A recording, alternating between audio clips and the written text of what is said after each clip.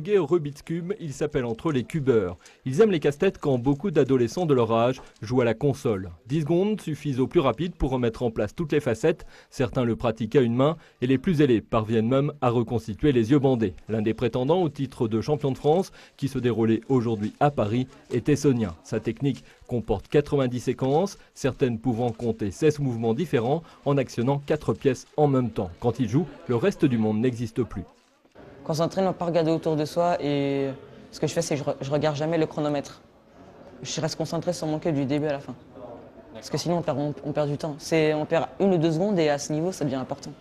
Bien que bon élève et matheux, ce jeu n'a pour Abdelhak rien à voir avec les maths.